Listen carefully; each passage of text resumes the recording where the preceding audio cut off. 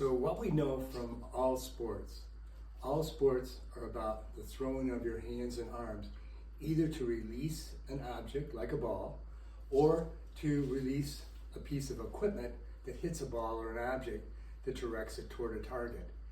Golf is no different. Golf is really about, number one, being able to hit the ball off the center face of the club. And the way you do that is by your ability to throw your club, therefore your hands, square to the ball at impact. That's number one. The easiest way for you to do that is by using an underhand throw approach.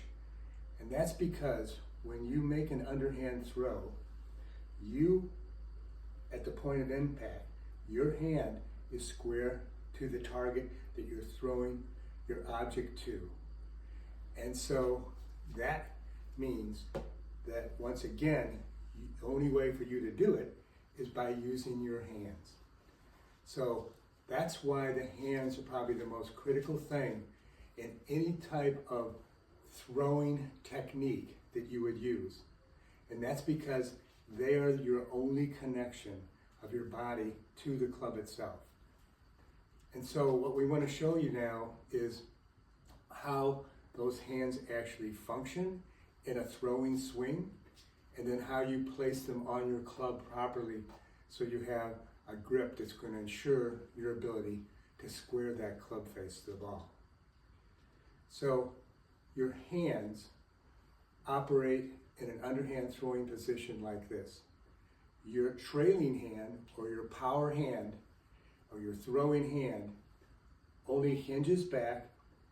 As it hinges back, it's set in an underhand throwing position. And it just continues to the top of your swing in that underhand throwing position. And then it throws your club head down and square to the ball at impact as you throw that trailing hand directly to the ball. Your lead hand essentially only follows your trailing hand. And its function is to hinge at the wrist upward like this, because what it does is it's really positioned to stabilize the club during the swing. So when you get ready to throw it, you're throwing a stable club square down to the ball at impact. The hands do three significant things. They provide direction, they provide speed, and they provide power to the swing. Your ability to release all your energy through your hands to the club face. So you might want to look at it like this.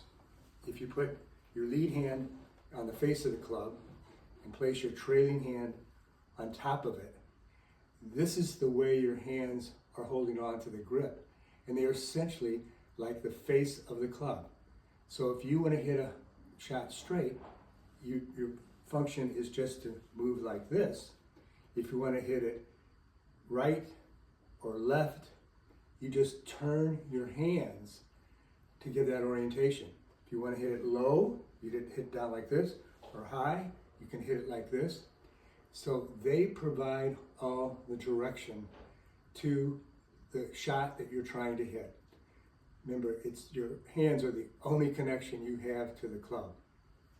Secondly, they provide all the speed that you're going to need to hit the ball farther. And what we mean is, it's oftentimes people think it's the body that gives you the speed of the club head. It's not. It's your hands that give you the speed that you need to hit it long and far. And the last thing that the hands do is they basically synchronize the entire swing.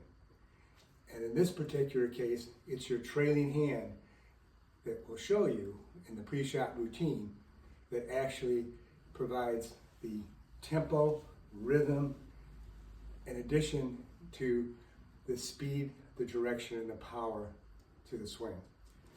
So how you hold it on the grip is significant.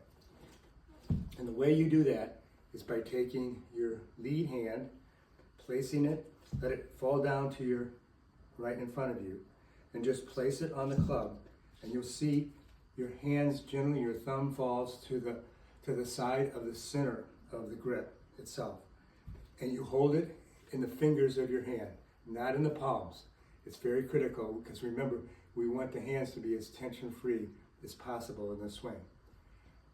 The trailing hand or the power hand comes up to the grip and covers that lead hand by placing the thumb in the crevice of that trailing hand, and its function is only to hinge backwards in the swing.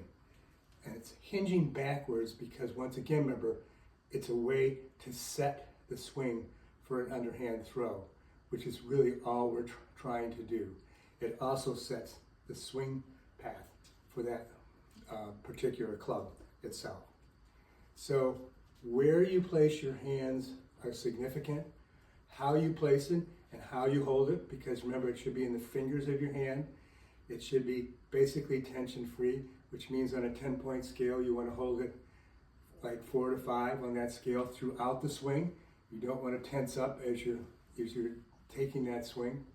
And so how you place your hands is critical to enable you to ultimately, consistently square the club face to the ball at impact.